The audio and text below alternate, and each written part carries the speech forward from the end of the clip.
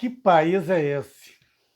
Fachin anulou as condenações do Lula na Lava Jato, alegando o que a defesa do ex-presidente já afirmava faz 5 anos, que a vara de Curitiba era incompetente para julgar os casos Triplex, do Guarujá, sítio de Atibaia e o Instituto Lula.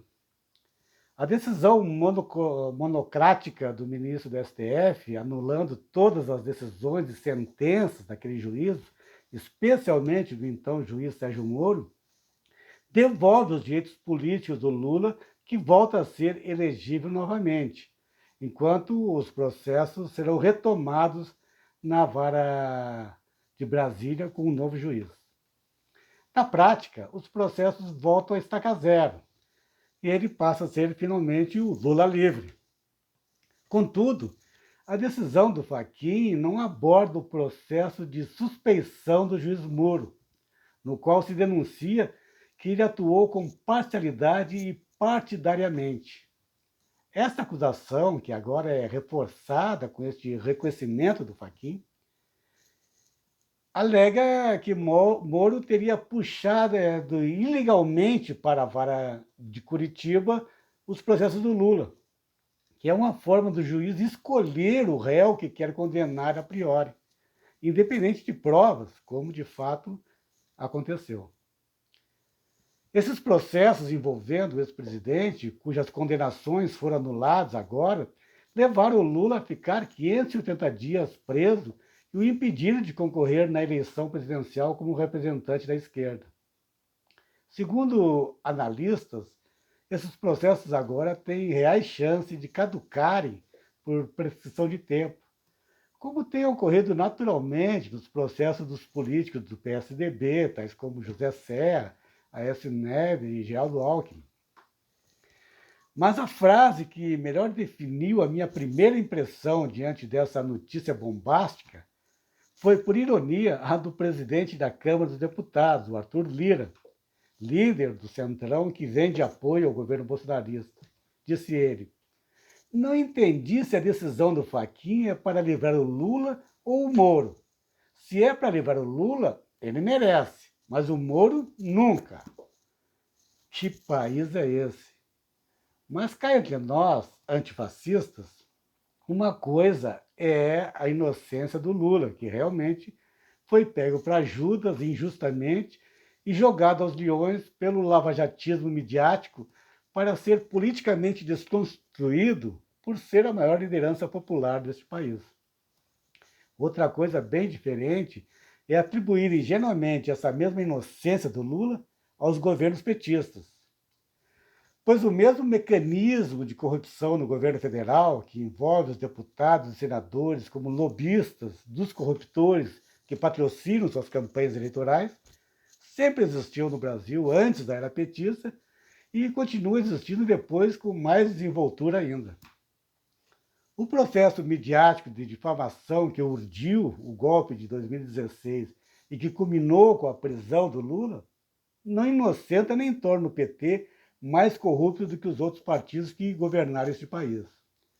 O PT apenas foi o único estrategicamente atacado numa articulação maquiavélica orquestrada pelo Congresso Nacional, Lava Jato, Globo, TRF4, STF e tudo mais, num processo midiático de agitação da opinião pública, de uma caça aos comunistas contra um governo que estava tirando milhões de brasileiros da miséria.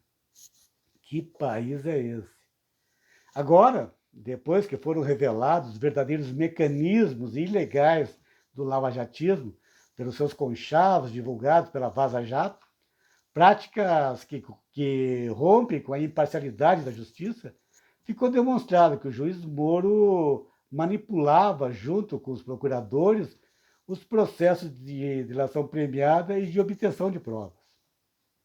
Eles sim montaram uma quadrilha, uma bancada de falsos justiceiros que agiam fora da lei para minar o predomínio persistente da esquerda, que já tinha elegido por 4 vezes consecutivas o presidente da República. O então juiz Sérgio Moro ganhou notoriedade fazendo da Lava Jato o seu instrumento de atuação política. tanto que resultou sendo premiado com o cargo de ministro da Justiça, justamente do governo do capitão, que se elegeu com a ajuda das ações judiciais planejadas para tirar o Lula do páreo da disputa eleitoral. Na primeira oportunidade que teve, o Moro abandonou a carreira de magistrado e montou de carona no cavalo do capitão, que passava encilhado. E ainda com a perspectiva de se tornar ministro do STF na primeira vaga que surgisse. Mas o capitão não quer levar ninguém na sua garupa que lhe faça sombra. E o Moro caiu do cavalo. E agora está caindo em merecida desgraça, com o STF anulando todas as sentenças dele contra o Lula, escancarando a farsa midiática global que foi a história recente deste país, desde o golpe na Dilma até a fraude eleitoral da eleição presidencial sem Lula, que elegeu o capitão. Que país é esse? Em que o bolsonarismo, que ainda não teve competência para nada no governo, que faz a pior gerência mundial da pandemia, que não conseguiu comprar vacinas, nem criar o seu próprio partido, mas que conseguiu comprar os políticos do chamado Centrão. Esses sim, que são um bando de oportunistas notoriamente corruptos e corruptores, e que estão no Congresso só para se locupletarem com propinas e desvio de dinheiro público. Os mesmos que operavam na moita nos escândalos contra os governos petistas, do FHC e de todos os outros governos. Que país é esse? E, por castigo, foi o próprio governo de milicianos do capitão que acabou com a República de Curitiba da Lava Jato. Pois agora não precisa mais de Lava Jato, porque ele decretou que não tem mais corrupção no Brasil. Ou seja, não serão mais denunciadas e investigadas as falcatruas do governo com os políticos corruptos do Centrão. O Messias vendeu sua alma ao diabo para garantir o apoio parlamentar aos seus projetos retrógrados de costumes evangélicos, de destruição do meio ambiente e das florestas pelo agronegócio, de ódio bélico e violência armamentista na população, e de ameaças fascistas contra as instituições democráticas e contra os indígenas, os negros, os LGBT e até contra as mulheres, minimizando os feminicídios. Especialmente com seu projeto genocida contra o povo brasileiro, através do seu negacionismo da tragédia da pandemia do coronavírus, que com mais de 260 mil mortes e 10 milhões de infectados que já sofreram os sintomas dessa grave doença, que ele ainda trata como frescura e mimimi. Que país é esse? O problema da Lava Jato não foi investigar a corrupção. Para isso, a operação sempre teve o apoio do governo petista, que foi o governo que mais investiu e deu autonomia para o Ministério Público e para a Polícia Federal. Isso dito recentemente pelo próprio procurador Deltan Dallagnol, o autor do grotesco PowerPoint contra o Lula.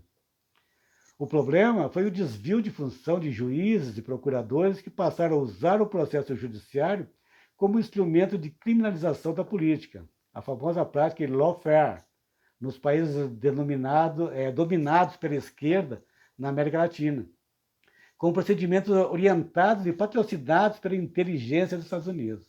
Lawfare, a grosso modo, é uma guerra travada por meio da manipulação das leis para atingir o inimigo político que foi eleito democraticamente pela maioria do povo. É o uso abusivo da lei como uma arma de guerra. É a estratégia de utilizar ou abusar do direito como um substituto dos tradicionais métodos militares de invasão para obter predomínio sobre países da periferia. Fazem isso criando conflitos jurídicos internos, através de procuradores fantoches dos Estados Unidos, como uma forma de política externa adotada pelo imperialismo norte-americano e que tem derrubado o governo de esquerda em vários países latino-americanos, como foi o caso do golpe de 2016 da Dilma e do Evo Morales da Bolívia em 2019. Que país é esse? Por isso tudo é que não se é contra o que a Lava Jato tenha investigado Lula, como fez abusivamente, não encontrou prova de nada. Se é contra, é que, por uso do lawfare, apelem para subterfúgio com condenações absurdas sobre a propriedade de um apartamento e de um sítio que comprovadamente nunca foram seus. Se é contra, é que o TRF4 faça um julgamento do Lula em segunda instância, às pressas, para decretar sua prisão a tempo de tirar ele da campanha eleitoral presidencial por ser o candidato mais cotado para vencer o pleito pelas pesquisas eleitorais. Que país é esse? É muito intrigante o fato do ministro Fachin do STF, um tradicional defensor ferrenho das práticas lavajatistas, ser justamente o juiz que veio a anular todas as sentenças do ministro Sérgio Moro e da chamada Força Tarefa de Curitiba, por estarem todos comprovadamente mancomunados para condenarem o Lula. E mais significativo ainda é o Fachin justificar sua decisão monocrática, justamente alegando que, além de ser imparcial, a justiça tem que ser apartidária. Ou seja, o Fachin chancelou que os lavajatistas foram parciais e agiram movidos por interesses partidários. Sobretudo, é intrigante essa jogada de mestre do Fachin no tabuleiro jurídico, uma vez que ele propiciou o espetáculo midiático de anular e melar todas as sentenças contra o Lula, baseado em deslizes burocráticos administrativos, sem entrar no mérito das provas e sentenças dos autos, que poderão ser, assim, reaproveitadas, e ele fez isso visando esvaziar o processo que realmente importa, que é o da suspeição do Moro. Esse sim, se o plenário do STF decretar a suspeição do Moro por ter sido imparcial, sua suspeição automaticamente anulará todos os procedimentos e vai fazer voltar absolutamente tudo para o início da investigação. Estaca zero absoluto. Assim, Fachin teria se antecipado e oferecido de bandeja o Lula livre em troca de livrar a cara do Moro e dos procuradores do lavajatismo da sentença de suspeição. Agora, com o Lula novamente elegível, acho oportuno transcrever um trecho da crônica dessa semana da Marta Medeiros, que costumeiramente é comedida, mas que chutou as canelas do capitão em seu texto Uma Bandeira Destruída, que diz assim: há milhões de pessoas que votaram neste homem que aí está por identificação, com as quais não há o que conversar, pois tendem a repetir o voto. No entanto, há outros milhões de pessoas corretas, sensatas, que votaram nele na onda de bloquear a esquerda a qualquer custo. Não são homofóbicos, nem racistas, nem milicianos, nem fanáticos religiosos. São boas pessoas que foram embaladas pelo medo do monstro do socialismo e pelo endeusamento do Sérgio Moro. Não quiseram enxergar o que era nítido, transparente, perceptível. Não houve enganação. Ele nunca fingiu que era outra coisa que não um homem sem responsabilidade social, sem ideias, sem projeto, sem visão de mundo, sem cultura, sem compaixão, sem educação, sem inteligência, sem humor. Todos pressentiram o perigo, mas taparam o nariz.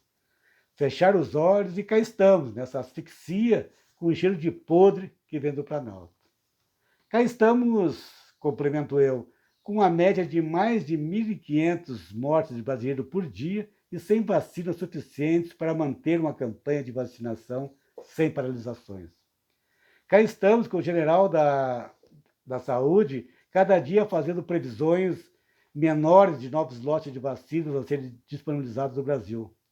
Começou o mês de março prometendo 46 milhões de doses, dias depois reduziu para 38 milhões e agora já reduziu para menos de 30 milhões de doses para março. Neste ritmo genocida de aquisição de vacinas, vai morrer ainda muita gente sem atendimento diante do colapso nacional dos hospitais do país por culpa do governo desse capitão, que aí está, por quem votou nele e agora tem a oportunidade e a obrigação de rever seu voto com Lula livre. Que país é esse que não tem vacina para todos?